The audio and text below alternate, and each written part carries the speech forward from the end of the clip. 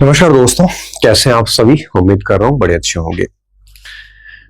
काफी दिन से स्टूडेंट का एक मैसेज था कि सर हम अध्यापक भर्ती परीक्षा की तैयारी करना शुरू कर रहे हैं, या जो नई परीक्षा होने वाली है, जो नई भर्तियां आने वाली है, उसकी प्रिपरेशन कैसे करें। उसका एक 360 डिग्री जैसे आप कह सकते हो, एक अपना व्यू दे दीजिए ताकि हम उस हिसाब से अपनी भर्ती परीक्षा की तैयारी कर सकें।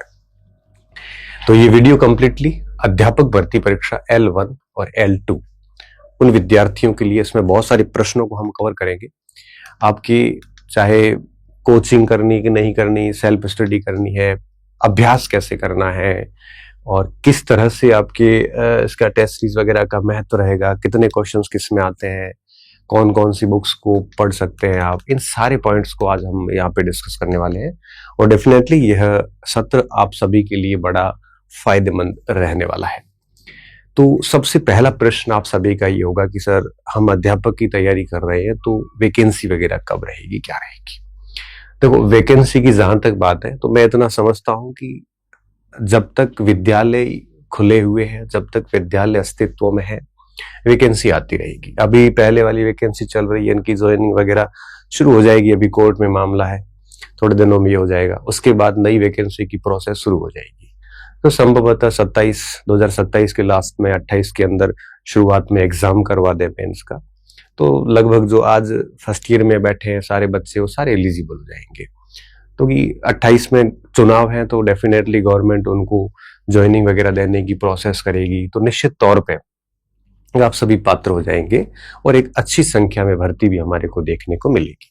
अब कब आएगी, कैसे होगी, कितने पद होंगे, इसके बारे में मुझे कोई आइडिया नहीं है, बट मैं ये मानता हूं कि जो बच्चा सीरियसली प्रिपरेशन कर रहा है उनको इन प्रश्नों पे उलझना भी नहीं चाहिए।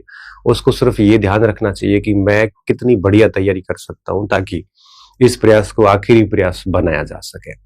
तो अपना समय खराब नहीं करना है, और आज से ही अगर आप सोच रहे हैं कि भाई मुझे बढ़िया तैयारी करनी है, तो आप डेफिनेटली अच्छे से तैयारी आज से शुरू कर दीजिए। इस तैयारी से सीईटी भी पास हो जाएगा आपको, ग्राम सेवक, पटवारी, पुलिस, जो भी वैकेंसीज आती है वो भी इसके सारे दायरे में आ जाती है। तो इस वीडियो को हम शुरू करेंगे, और आज का जो हमारा पहला प्रश्न ये है कि चूंकि आजकल एक कोचिंग का दौर चल पड़ा है और बहुत सारे बच्चे लगभग क्लासेस जा रहे हैं, कोचिंग जा रहे हैं, तो ऐसे में आपके दिमाग में भी कहीं ना कहीं आ रहा होगा सर मैं सेल्फ स्टडी करूं या कोचिंग करूं। देखो, मैं बहुत क्लियर बोल देता हूं कि अगर सफलता की बात की जाए तो सफलता के लिए कोचिंग करना कोई नेसेसरी नहीं है। मैं खुद जिंदगी में कभी कोचिंग नहीं करी और मैंने मेरे जीवन में ठीक ठीक परीक्षाएं पास करी है। तो पास होने के लिए या कंपटीशन को फाइट करने के लिए, उसको सफल होने के लिए कोचिंग कोई आवश्यक शर्त नहीं है। बहुत सारे बच्चे ऐसे भी होते हैं जिन्होंने कभी कोचिंग नहीं ली और वो आज अध्यापक बने हुए हैं, और बहुत सारे ऐसे भी होते हैं जो कोचिंग ली है उसके बावजूद भी वो फेल भी हुए हैं। तो मतलब ये होता है कि कोचिंग आकर आप नौकरी ले भी सकते हो और फेल भी होते हैं, और सेल्फ स्टडी में फेल भी होते हैं और नौकरी भी लगती है, दोनों का मामला बराबर का है। तो जरूरी नहीं है कि आप कोचिंग ही जाएं। हाँ, कोचिंग आपको 2-3 जगह मदद करती है। पहली चीज ये होती है कि जब कई बार घर पे पढ़ रहे होते हैं, एक मोमेंटम नहीं बन रहा होता है, गति नहीं बन रही होती है, तो कोचिंग में क्या डेली 5-6 घंटे क्लासेस होती है, तो आपको एक नियमितता बन जाती है। दूसरा ये होता है कि क्लासरूम का एटमोसफेयर होता है जिसमें आपके 200, 300, 400 जितने बच्चे बैठे हैं, उन सारे बच्चों को देखकर हमें भी एक प्रकार से मोटिवेशन डेली मिलता है कि यार मुझे भी पढ़ना चाहिए। फिर क्लास के टेस्ट वगैरह होते हैं तो उसमें रैंक वगैरह, उसके लिए भी कंपटीशन बन पड़ता है, तो बच्चा उस माहौल के अनुसार ढल जाता है और उसकी बढ़िया पढ़ाई हो जाती है। तो सेल्फ करता है तो ये थोड़ी चैलेंजेस होते हैं। अगर बच्चा घर पे पढ़ रहा है और उसको नियमितता में कोई दिक्कत नहीं है, सेल्फ मोटिवेटेड है और बढ़िया से कर रहा, तो मुझे लगता है कोचिंग की जरूरत भी नहीं पड़ती। कोचिंग एक दो जगह यूं भी फायदा दे देती है कि कुछ बहुत जटिल टॉपिक होते हैं जहां हमारी अप्रोच काम नहीं कर रही होती है, तो टीचर उन चीजों को बहुत इजीली कन्वे कर लेता है। आपको समझाने में समय जो है वो थोड़ा यूं कहिए कि ज्यादा समय नहीं लगता और आपको इजीली वो समझा देता है। तो कोचिंग यूं भी मदद करता है। तो जो भी है, अगर आपको कोचिंग वगैरह करनी है तो अभी कर लीजिए। भर्ती आने के बाद भी मुझे लगता है फिर कोचिंग करना ठीक नहीं है, और परीक्षा से 4-5 महीने पहले तो कोचिंग घातक सिद्ध होती है। बिल्कुल फायदा नहीं देती। कोचिंग करनी है तो परीक्षा से 1-1.5 साल पहले करके फ्री कर दो। उसके बाद कंटेंट को केवल आपको रिवीजन करना है, केवल आपको उसको याद करना है और उसके अभ्यास करने हैं। तो दोनों जरूरी कुछ भी नहीं है। हाँ, सेल्फ स्टडी बहुत जरूरी है। कोचिंग कर भी लेते हो ना, तब भी आप अगर घर आके वापस सेल्फ स्टडी नहीं करते हैं, तब भी कोचिंग कोई काम की नहीं है। तो इसलिए आप देख लेना, अगर आपकी घर पे अच्छी नियमितता बन रही है, अच्छे से पढ़ रहे हैं। और कोचिंग जीवन में मुझे लगता है एक बार ही होती है। अगर आपने पहले से कर रखी है तो उसी वैकेंसी की कोचिंग वापस करना मुझे लगता है जरूरी भी नहीं है। एक बार कोचिंग हो जाती है तो आपको बड़ा बड़ा आइडिया मिल जाता है। उसके बाद में आप खुद पढ़िए बढ़िया तरीके से। जो भी सामग्री क्लासेस में दी जाती है उसको ढंग से याद कीजिए, अभ्यास कीजिए, तो कोचिंग भी बहुत फायदेमंद होती है। अगर आप ये नहीं करते हो, कोचिंग कर भी ली, पढ़ाई करी नहीं, सेल्फ स्टडी घर आके नहीं करी, तो कोचिंग भी कोई काम की नहीं होती है। तो जो भी है आप डिसीजन ले लेना। और मैंने सारे प्रोस कॉन्स बता दिए हैं कि नहीं सेट हो रहा है बिल्कुल बाहर, तो कोचिंग ले लो। कोचिंग में कोचिंग वाला नहीं बैठ रहा, घर बढ़िया पढ़ रहे हो तो घर पे आप पढ़िए, कोई इश्यू नहीं है इसमें। पहली बात। दूसरा प्रश्न बच्चों का ये, सर गाइड पढ़ूं कि नोट्स पढ़ूं, कि आजकल आता है कि मूल स्रोत वगैरह पढ़ूं। तो देखो, बहुत क्लियर चीज बता देता हूं। मुझे लगता है कि एक आधी किताब आपके पास में ऑथेंटिक हो तो ठीक रहती है। मैं आगे सूची बता रहा हूं सारी, और इन दोनों में से कोई एक कर लो। देखो, नोट्स जो है, नोट्स अगर आप खुद बनाते हो, शिक्षक से खुद पढ़ के और काम करते हो, तब तो नोट्स प्लस एक आधी किताब रख लो। अगर आपको लगता है कि नहीं सर, मैंने खुद के नोट्स नहीं है, किसी दूसरे के नोट्स हैं, तो मुझे लगता है उससे अच्छी तो गाइड है। अब इन तीनों में से कोई दो रख सकते हो। एक, या तो आप गाइड रख लो कोई भी। अब गाइड कौन सी रखनी है? गाइड सारी एक जैसी है। मार्केट में खूब सारी गाइड्स हैं और एक दूसरे ने लगभग गाइड्स कॉपी होती है। बस उसको थोड़ा कोई अच्छा कलेवर में डाल देता है। जैसे एक गाइड छपी, एक ने दूसरे वाले ने पहले वाली गाइड उठाई, उसके फैक्ट्स ले लिए, कुछ नई बातें और ऐड कर दी। तीसरे वाले ने पहले वाली दोनों गाइड लेके उसमें कुछ चीजें ऐड कर दी। चौथे वाले ने तीनों गाइडें लेके कर ली। फिर पांचवें वाले ने थोड़ा और रंगीन बना के ऐसे करके कर लिया। जो भी है, सारी एक जैसी है। और लास्ट में आप देखोगे 10 में से 7-8 सवाल लगभग सब गाइड से आके फंस आते हैं। तो गाइड कोई भी रखो, एक आधी रखो, तो उसको आप पढ़ लीजिए। अगर आप सोच रहे हो कि सर मैंने कोचिंग करी, मेरे पास कंप्लीट नोट्स पड़े हैं, तो मुझे लगता है आपको गाइड की आवश्यकता नहीं है। ठीक है, फिर आप है वो कोचिंग के नोट्स प्लस आपको लगता है कि नोट्स मैंने बहुत अच्छे से पढ़ लिए, तो कुछ बुक्स आप साथ में रख सकते हैं। बुक्स का मैं सजेशन आपको अगले स्लाइड में दूंगा। और फिर ऐसा मत करना कि नोट्स भी ले ली, गाइड भी ले ली, ये भी रख लिया, फिर कुछ भी नहीं कर पाओगे। ठीक है, अगर आपने कहीं कोचिंग नहीं करी है, कोई नोट्स नहीं आपके पास में, आपने केवल गाइड ही पढ़ी हमेशा, तो गाइड के साथ में फिर ये ले लो। एक तो ये ले लो, इसमें 4-5 मैं सजेशन आपको देने वाला हूँ। और साथ में आप अगर खुद पढ़ के नोट्स बनाए तो बेस्ट है। और इसको आप बहुत बढ़िया से याद हो जाए तो उसके बाद में इसको कुछ टॉपिक्स आप यहाँ से भी चेक कर सकते हो। ये करने के बाद में गाइड देखने की मुझे लगता जरूरत नहीं पड़ती। बाकी देखिए, जो भी गाइड बनती है वो लोग गाइड कहाँ से बनाते हैं? इन किताबों से ही गाइड बनाते हैं। ठीक है, इन किताबों का संक्षिप्त रूप होता है गाइड के अंदर। और नोट्स कहाँ से बनते हैं? नोट्स टीचर पढ़ाता है तो टीचर भी इन्हीं चीजों से पढ़ता है। तो इन दोनों का भी मूल स्रोत यही होता है।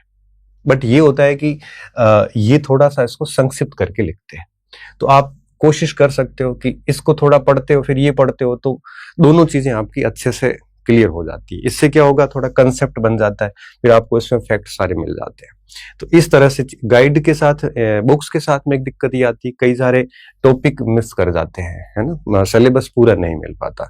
तो नोट्स में क्या होता है कि टीचर्स पढ़ाते हैं तो पूरा सिलेबस पढ़ाते हैं, तो वो सारा यहाँ मिल जाता है। गाइड में भी सारा होता है। तो और बुक्स के सहारे थोड़ा सा मुश्किल हो जाता है। बुक्स के साथ में इन दोनों में से एक आप रखिए और याद करिए। भले गाइड है तो गाइड याद कर लीजिए अच्छे से, नोट्स है तो नोट्स अच्छे से याद कर लीजिए। इन दोनों को एक साथ रखने की जरूरत नहीं है, उसके साथ में आप बुक्स रख सकते हो। ठीक है, और सिलेक्शन तो ये तीनों ही करवा। बाकी तो मैं एक बात बताऊं कि अगर आप नोट्स ही लेके बैठ जाते, जैसे मैं मेरी संस्थान की बात करूं, अगर आप वही लेके बैठ कर उसको ढंग से रट लिया, तो मुझे लगता है कि किसी की भी जरूरत नहीं पड़ती। फिर भी मैं कहता हूं कि अपने पास खूब टाइम है, आप उसको थोड़ा थोड़ा देख सकते हो। ये बात होगी। अब मैं आपको थोड़ा सा आगे ऑथेंटिक बुक्स के बारे में भी बताऊंगा। फिर बात आती है कि प्रैक्टिस। देखिए, तैयारी के साथ साथ में आप दो चीजें हमेशा ध्यान रखें। एक तो आपको ध्यान रखना है रिवीजन का, प्लस ध्यान रखना प्रैक्टिस का। बाकी देखो, अगर आप रिवीजन नहीं करोगे, अब आप जैसे 7 दिन पढ़ते हो, तो मैं तो ये कहता हूं कि डेली आप जैसे 10 से 12 घंटे का आपका टाइम टेबल है, तो एटलीस्ट उसमें 1-2 घंटे ऐसे होने चाहिए जो प्रैक्टिस करवाए, प्रैक्टिस करे। प्रैक्टिस कैसे करनी वो भी मैं बताता हूँ। और 1-2 घंटे का सेशन ऐसा होना चाहिए जो रिवीजन करवा दे आपको, रेगुलर रिवीजन चलता रहे, भले पुराने किसी पढ़े हुए का रिवीजन हो। तो रिवीजन ऐसी पोर्शन है, अगर आप लगातार पढ़ते ही पढ़ते जाओगे नया नया और पीछे वाला वापस नहीं पढ़ोगे, तो आप मान के चलिए कि वो आपका पढ़ा हुआ, पीछे पढ़ा हुआ आप भूलना शुरू हो जाओगे। तो एटलीस्ट 10-12 घंटे का अगर जैसे आपका दिन का टाइम टेबल है, तो 2-3 घंटे ऐसे रखिए जिसमें आप रिवीजन और प्रैक्टिस ही करो, केवल 2-3 घंटे। बाकी 8-10 घंटे भले नया पढ़िए। अब ये किसका करना है, जैसे मान लीजिए कि कोई पोर्शन आपका पूरा हो चुका है, तो उसको आप इस 2-3 घंटे में रिवीजन पे डाल दीजिए। बाकी आप दिन में 7-8 घंटे पढ़िए आराम से। तो नई चीजें पढ़ने के साथ साथ आप इस बात को इंश्योर कर लें कि हर दिन एटलीस्ट 2-3 घंटे रिवीजन और प्रैक्टिस साथ में करो। इससे क्या होगा कि आपका पुराना भी बना हुआ रहेगा और नया नया भी आप है वो पढ़ते जाएंगे। अब आपका प्रश्न ये है कि सर इनमें से किस पे रिवीजन करें, प्रैक्टिस करें किसमें, पीवाईक्यूज करें या टेस्ट सीरीज करें? तो मैं मानता हूं पीवाईक्यूज सबसे बढ़िया रिवीजन होता है, पीवाईक्यूज का। और साथ में आजकल अभ्यास के लिए बहुत सारी किताबें आती है, उनके साथ भी कर सकते हो। टेस्ट सीरीज तो ठीक है, टेस्ट सीरीज तो क्या 7 दिन में एक बार होता है। अपने को प्रैक्टिस चाहिए डेली। डेली प्रैक्टिस के लिए पीवाईक्यू हो गई या प्रैक्टिस बुक हो गई। तो प्रैक्टिस बुक और पीवाईक्यूज ये आप हर दिन करोगे। टेस्ट सीरीज तो आपके सिलेबस अच्छे हो जाते हैं, उसके बाद में जब कोई कोचिंग्स वगैरह शुरू कर लेते हैं तो आप टेस्ट सीरीज ज्वाइन कर लो तो ठीक है। बाकी टेस्ट सीरीज प्रैक्टिस नहीं है, टेस्ट सीरीज केवल स्वयं का मूल्यांकन है कि भाई मेरा लेवल कैसा है मार्केट की तुलना में। असली प्रैक्टिस होती है पूरा पीवाईक्यूज प्लस आपको आपकी प्रैक्टिस बुक। पीवाईक्यूज में दिशा की किताब बहुत अच्छी आती है, उसके आप क्वेश्चंस करिए। और प्रैक्टिस बुक में अभी अपनी पुस्तक आई है 6ठी से 12वीं तक की, जिसका मैं फोटो आगे आपको दिखाता हूँ, आप उसके साथ कर जा सकते हो, बहुत अच्छी किताब है। इसके अलावा अब बात हो गई आपके डेली टाइम टेबल में, हमने आपको ये बता दिया कि रिवीजन और प्रैक्टिस को डेली डाल दीजिए। आपको लगेगा कि थोड़ी पढ़ाई सर कम हो पा रही है इससे, पर ध्यान रखना जो हो पा रही है वो ठीक है, लेकिन आप बहुत अधिक पढ़ाई भी कर लोगे लेकिन पीछे की चीजें अगर प्रैक्टिस नहीं करी, रिवीजन नहीं करी, तो पीछे की चीजें भूलते जाओगे आप, कॉन्फिडेंस नहीं बनेगा। इस बात का थोड़ा ध्यान रखना। अब आपकी परीक्षा होती है 300 अंकों की। 300 में से ये 180 अंक तो है जीके के, चाहे L1 हो चाहे L2, मतलब मोटा मोटा यही है। ये पूरा का पूरा जीके आ जाता है, सामान्य ज्ञान, थोड़ा बहुत ही आरटी एक्ट वगैरह, समसामयिकी, शैक्षणिक परिदृश्य भी जीके का हिस्सा ही जैसा है। तो 180 एक तरफ है। फिर मनोविज्ञान, सूचना प्रौद्योगिकी वगैरह का हिस्सा रहता है। और ये जो जैसे 50 नंबर का विद्यालय विषय है, तो L2 में इनके स्थान पे 60 नंबर का आपके वो, जैसे हिंदी वालों के हिंदी आ जाता है, सामाजिक वालों के सामाजिक आ जाता है, विज्ञान वालों के विज्ञान आ जाता है। तो आपका टाइम टेबल इसमें कैसा होना चाहिए, आप डेली एटलीस्ट मैं बता रहा हूँ, कम से कम 3 घंटे आप राजस्थान जी की और इस पोर्शन को दीजिए। और इसके अलावा सब्जेक्ट को कम से कम 2 घंटे, 2-3 घंटे सब्जेक्ट को दीजिए। और साथ में सूचना प्रौद्योगिकी वगैरह 1-8 घंटा इसको भी दीजिए आप। तो क्या होगा, जैसे 3 घंटे जीके को दे दिए, या 3 घंटे का एक सेशन आपने अपने सब्जेक्ट का ले लिया, जैसे L1 के हैं तो L1 में विद्यालय विषय प्लस ये रीति विज्ञान वगैरह, तो 6 घंटे ये हो गए। और एक आधा घंटा आपने साइकोलॉजी और इसको दे दिया, तो देखो आपका कितना हो गया, 7 घंटे हो गए। प्लस आप क्या करो, 2 से 3 घंटे का रिवीजन एंड प्रैक्टिस ये डाल दो, तो आपकी 10 से 11 घंटे बढ़िया पढ़ाई हो जाएगी। तो कैसे करना है, जैसे मान लो आपने भूगोल पढ़ रहे हो आप, ठीक है, साथ में आपने जैसे विद्यालय विषय में कुछ ले लिया और इसमें कुछ ले लिया, ठीक है। अब आपने इन तीनों को पढ़ना शुरू किया, इन तीनों की प्रैक्टिस डेली 1-2 घंटे पढ़ लो। अब जैसे 1 तारीख को आपने भूगोल का राष्ट्र भौतिक विभाजन पढ़ा था, अब आपका वो टॉपिक 5 दिन बाद पूरा हो गया, 6ठे दिन आप नया टॉपिक लोगे, तो डेली 2-3 घंटे पुराने टॉपिक वाला अभ्यास करते रहो, रिवीजन करते रहो। इस तरह से आप अपना शेड्यूल 4 टाइप में बांट दो, 3-3 घंटे कर लो, इसको 1-1.5 घंटा कर लो, और प्लस साथ में 2-3 घंटे का प्रैक्टिस के साथ में रिवीजन करते रहो। जो टॉपिक प्रैक्टिस कर रहे हो उसी टॉपिक का बढ़िया रिवीजन कर लो। तो ये आपके शेड्यूल में डाल देना चाहिए। आपके पास में लिमिटेड कंटेंट रखना है, और कंटेंट मैंने बता दिया। अगर आपके पास कोचिंग के नोट्स हैं बढ़िया, तो नोट्स के साथ में कोई एक किताब रख सकते हो, मैं आगे आपको बताने वाला हूँ। अगर आपके पास में गाइड है तो गाइड के साथ में एक किताब रख सकते हो। नोट्स और गाइड दोनों पढ़ने का एक साथ जरूरत आपको है नहीं। इसके बाद की बात आती है कि अब जो राजस्थान का जीके है उसमें हम कौन सी बुक्स पास में रख सकते हैं। तो छठी, सातवीं, आठवीं की तीनों नई किताबें आई है हमारा राजस्थान। 9वीं क्लास में राजस्थान का स्वतंत्रता आंदोलन चलता है, और 10वीं में राजस्थान का इतिहास संस्कृति है। 11वीं में राजस्थान अध्ययन चलती थी, तीसरी और चौथी भाग। ये 7 किताबें हैं। इन 7 किताबों से मोटा मोटा आपका 90% पेपर आ जाता है। तो आपके पास में कोई नोट्स है या कोई गाइड है या फिर जो भी है, तो नोट्स या गाइड में से एक जो भी है, उसके साथ साथ मुझे लगता है आपको इनको साथ में पढ़ना चाहिए। जैसे मान लो आपने राजस्थान का एकीकरण पढ़ा, एकीकरण पढ़ने के बाद अब इन 4 और 3 7 किताबों में से देख लो कहाँ का एकीकरण है, उस एकीकरण को वहां से पढ़ लो। पढ़ने के बाद में आपको लगेगा कि ये 4 फैक्ट्स नए हैं, तो अपने नोट्स में ऐड कर दो, या आपकी जो भी आपके पास में कोई गाइड है तो उसमें ऐड कर दो। तो राजस्थान का जीके यहाँ बहुत बढ़िया हो जाएगा आपका। और राजस्थान का जीके आप देखिए सीधा सीधा 100 नंबर का है, 100 नंबर का राजस्थान का जीके है। तो ये 100 का यही कवर हो जाता है, ढंग से कवर हो जाता है।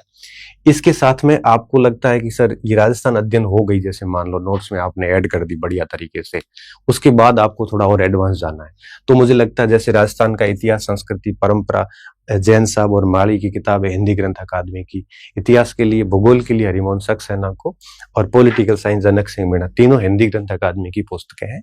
मेरी शर्त ये है कि जब नोट्स बढ़िया पढ़ लेते हो तो उसके साथ में ये पढ़ लो, ये हो गया उसके बाद में आप उसको है वो ले सकते हो, इसको आप तीसरे फेज पे लो आप।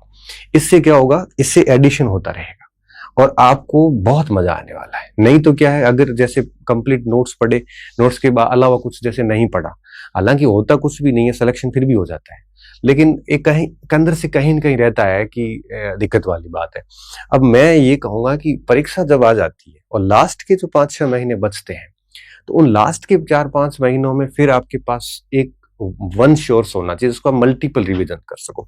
उस समय आपको ये 3-3 किताबें नहीं देखनी है। मतलब इन किताबों को ऐसा करना, जैसे मैंने कहा, नोट्स पढ़ के आपने इसको साथ में जैसे जैसे टॉपिक पढ़ा, यहां से खोला, यहां से पढ़ा, एडिंग कर दी। अब वापस इन किताबों को देखने की आपको जरूरत नहीं पड़ेगी। फिर क्या करना, फिर उसके बाद ये देखना है। अब इसमें भी कोई नई नई बातें आती तो आप नोट्स में ऐड कर सकते हो। लास्ट में मूल स्रोत नोट्स ही रहेगा, तो उसको क्या है कि मल्टीपल टाइम आराम से आप रिवीजन कर पाओगे। अंदर से कॉन्फिडेंस भी रहेगा कि मैंने किताबों की भी एडिंग कर ली है और मैंने हिंदी ग्रंथ अकादमी की भी एडिंग कर ली है। उसके बाद में क्वेश्चन बाहर भी नहीं जा पाते, 2-4% नोट से बाहर जाने वाले थे वो भी आ जाते हैं, कॉन्फिडेंस भी आ जाता है और बार बार उसको पढ़ लोगे। तो ये जो एडिंग वेडिंग वाला जो काम है ना, ये आप परीक्षा से 5-6 महीने पहले तक पूरा कर लो। अगर ये नहीं कर पाते वेडिंग, बाद में आप अब परीक्षा आ गई है, 4 महीने रहे और आपने अब वेडिंग शुरू करी है, ऐसी गलती मत करना। अगर आपने ऐसी गलती कर ली तो सीधा सीधा परिणाम ये है कि प्रॉपर रिवीजन नहीं हो जाएगा और आप वो भटक जाओगे। इसके साथ साथ देखो ये बातें हो गई। फिर आपको अगर प्रैक्टिस का था तो मैंने आपको बताया था कि अपनी किताब है 6ठी से 12वीं तक की, और मैंने इसकी एक पीडीएफ भी डाल रखी है जिसमें 6ठी से 12वीं तक की ये जो किताबें थी ना, ये किताबें जो अभी अपन ने देखी, इन सारी किताबों के, इन 7 ही किताबों के इतिहास, भूगोल, संस्कृति, पॉलिटी, इन सब की लाइन टू लाइन बढ़िया तरीके से क्वेश्चन करके आंसर व्याख्याएं करके हमने दे दिए। आप इससे बहुत अच्छे से प्रैक्टिस कर सकते हैं। इन 7 किताबों की प्रैक्टिस आपके इसमें हो जाएगी। तो संपूर्ण सार संग्रह है और इसमें सत्य, असत्य, सम्मिलित, कूट सारा आ जाता है। इसको मार्केट में आज ही जारी किया है, तो आप इसको देख सकते हो, आपको अच्छा लगेगा डेफिनेटली। और साथ में ये राजस्थान इतिहास की अपनी किताब है, मन हो तो देख लेना, वो जरूरी वाली पॉइंट नहीं है। उसके बाद में जैसे विद्यालय विषय है, हिंदी, अंग्रेजी, गणित, सामान्य विज्ञान L1 में जो है, तो उनके लिए आप जैसे हिंदी की किताब है तो 9वीं से 12वीं हिंदी व्याकरण चलती है, उसको देख सकते हो। RSCRT कक्षा 6 की इंग्लिश ग्रामर आती है, RSCRT बोर्ड की किताब में आती है, माध्यमिक शिक्षा बोर्ड में चलती है। 6ठी से 10वीं की गणित देख सकते हो, सामाजिक का 6ठी से 10वीं का पोर्शन है, साइंस का 6ठी से 10वीं का पोर्शन है। इसके टॉपिक टेक करके आप इसको साथ में अपने नोट्स के साथ में एडिंग कर दो, तो आपको बार बार है वो देखना नहीं पड़ेगा। और इसके अलावा रीति विज्ञान के लिए इग्नू की एक अच्छी किताब आती है, उसको आप देख सकते हो। मनोविज्ञान के लिए 11वीं और 12वीं की ये 4 किताबें आती है, इसको देखा जा सकता है, पढ़ा जा सकता है। आईसीटी के लिए कक्षा 9 की किताब आती है, कंसेप्ट ऑफ इंफॉर्मेशन टेक्नोलॉजी, इसको पढ़ा जा सकता है। इसके अलावा सब्जेक्ट की मैं बात करूं L2 में, तो हिंदी के लिए 9 से 12वीं की राजेंद्र कुमार सिंघवी की पहले किताब आती थी, हिंदी ग्रंथ अकादमी में अच्छी किताब आती है, काफी चीजें कवर कर ली जाती है। साइंस एंड मैथ के लिए 6ठी से 12वीं की किताबों में से आप अपने सिलेबस के अनुसार उसको पढ़ लो। ये बात सोशल साइंस में आती 6ठी से 12वीं तक की किताबों की। तो आपको मोस्टली मैं तो सिर्फ यही कह रहा था कि पूरा जो ध्यान है ये माध्यमिक शिक्षा बोर्ड पे देना है। 80-90% पेपर यहाँ पे रहता है, इसलिए आप मार्केट की बड़ी किताबों ग्रंथों में नहीं फंसना है। आपको सिर्फ अपना एक गाइड है तो गाइड, या नोट्स है तो नोट्स ले लो, उसको बहुत अच्छे से पढ़ो। उसके बाद में पहली जो एडिंग होगी आपकी वो तो करना 6ठी से 12वीं तक की जो मैंने 7 किताबें बताई उसकी एडिंग कर लो। एडिंग मतलब उसको पढ़ लो साथ साथ में, उसमें जो भी पॉइंट आपके काम के हैं, आपको लगता है अपने कंटेंट में नहीं थे, वहां पे उसको चिट लगा के ऐड कर दो, वो हो जाता है बढ़िया। उसके बाद 1-2 बार रिवीजन कर लो। उसके बाद आपको हिंदी ग्रंथ अकादमी की जो मैंने बुक्स बताई थी वो आप पढ़ सकते हो। फिर अपने जो विद्यालय विषय की बात आएगी तो विद्यालय विषय के अपने जो नोट्स है उसके साथ में मैंने जो ये बुक्स बताई आपको 6ठी से 12वीं वाली किताबें, इन किताबों को साथ में उसके एडिंग कर सकते हो। तो इस तरह से अभी आप कर सकते हो, और ये सारा काम 6 महीने पहले तक कर लो, और ये मुझे लगता है कि सारा काम 5-6 महीने का ही है। तो आप इजीली अपना सिलेक्शन करवा सकते हो, और अपना शेड्यूल ऐसा रखो कि सुबह से लेकर शाम तक खुद खूब बिजी रखो खुद को। आपको बिल्कुल दूसरे काम के लिए टाइम नहीं मिलना चाहिए। रात दिन पढ़िए, बहुत मेहनत करिए, अपने शेड्यूल को ऐसा सेट करो कि 2-3 घंटे रिवीजन और प्रैक्टिस को भी मिले, और साथ में मैंने आपको बता दिया 3-3 घंटे के 2 स्लॉट डाल दो, 1-2 घंटे का एक और स्लॉट डाल दो, और इस तरह से व्यवस्थित रखें खुद को। PYQs और प्रैक्टिस आप बुक्स से जितनी अधिक कर सकते हो वो आप करिए। बाकी मार्केट की बातों में नहीं आना है, और सामग्री से चयन नहीं होते, बल्कि आपका चयन इस बात पे निर्भर करता है कि आप कितना डेडिकेटेड होगे, आपके पास जो सामग्री है उसको अच्छे से याद करते हैं। बहुत अधिक उलझना नहीं है। परीक्षा से 4-5 महीने पहले ऐसा रखना कि आपके पास में केवल एक पार्ट होना, एक कंटेंट जो है सिलेबस का एक भाग ही होना चाहिए, ज्यादा नहीं होना चाहिए। जितनी भी एडिंग करनी अभी आप पढ़ते पढ़ते साथ में कर लो। तो इस तरह से चलोगे तो निश्चित तौर पे साल भर की तैयारी में आप बढ़िया रैंक के साथ चयनित हो जाओगे। प्रैक्टिस नहीं की तब भी फेल होना है, रिवीजन नहीं किया तब भी फेल होना है, बहुत ज्यादा सामग्री लाओगे तब भी फेल होना है, बहुत ज्यादा सोर्स रखोगे तब भी फेल होना है। सोर्स एक रखिए, उसमें कई सारे सोर्स का एडिंग कर लीजिए, फिर उसको बार बार पढ़िए, और कुछ भी नहीं करना है। ठीक है, ये बहुत बढ़िया। ये सेल्फ स्टडी वाले बच्चों के लिए। अगर कोई बच्चा कोचिंग जा रहा है तो अभी ढंग से कोचिंग कर लीजिए। कोचिंग के साथ में वो क्या कर सकता है, जिस जिस सब्जेक्ट की कोचिंग चल रही है उसकी बोर्ड की किताबें लेके आ जाओ, और साथ में उसको पढ़ते रहो किताब को। जैसे कोचिंग में आज क्रांति पढ़ाई, तो क्रांति वाले टॉपिक जो मिलते हैं उसमें ऐड कर दो, और प्रैक्टिस साथ में करते रहो, कोचिंग वाला काम भी हो जाता है। तो इस तरह से चलोगे तो L1 L2 इजीली आप कर लोगे।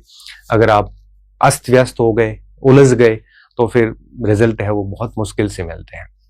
सुलझा हुआ व्यक्ति इजीली रिजल्ट निकाल लेता है, और पीछे जो कुछ हुआ, पेपर खराब हुए वगैरह, उन चीजों को आप भूल जाइए, और नई दिशा से, नई तरीके से और नई प्रिपरेशन जो है वो स्टार्ट कीजिए। निश्चित तौर पे वो आपको बहुत काम देने वाली है। नहीं तो क्या, आप अपना समय खराब करोगे। समय खराब करोगे तो उसका परिणाम आपको कुछ समय बाद में देखने को मिलेगा, जब आपको रियलाइज होगा कि हमने वाकई में अपना टाइम खराब कर दिया। इसलिए सारी चीजों से हटके सिर्फ पढ़ाई पे ध्यान दीजिए, और बहुत ही व्यवस्थित तरीके से और सही तरीके से पढ़ना। ये वीडियोस आप ढंग से सुनोगे, और सुनने के बाद में अगर आपने इसको सही तरीके से फॉलो कर लिया तो मैं मानता हूं कि आप सफल होंगे, आप असफल नहीं होंगे। बाकी मैं करंट की क्लासेस नियमित मंथली डाल रहा हूँ, राजस्थान करंट। वो आपका राजस्थान जो L1 और L2 में जो सिलेबस है, राजस्थान की योजना है, राजस्थान का करंट अफेयर, शैक्षणिक योजना है, पुरस्कार, फ्लेक्सिब योजना है, कल्याणकारी योजना है, वो सारी उसमें कवर हो जाएगी। मंथली वो क्लास देखते रहिए आप। आपको करंट में कहीं पे भी जाना नहीं है। पिछली बार भी 12-15 प्रश्न करंट अफेयर से थे। तो आप इन सब चीजों को ध्यान रखना। ये किताब को भी देख लेना, आपके लिए काम की है काफी। तो राजस्थान भर में ये मार्केट में मिल जाएगी आप लोगों को। तो बहुत बहुत धन्यवाद विद्यार्थियों। अच्छे रहिए, मस्त रहिए, और इस तरीके से पढ़िए। और इससे बेस्ट तरीका आपके पास में है तो फिर आप उस तरीके को अपनाइए जो आपको बेस्ट लगता है। बट मेरी मूल बातें जो आप ध्यान रखना। पुनः धन्यवाद। खुश रहिए, मस्त रहिए, और खूब सारा पढ़िए।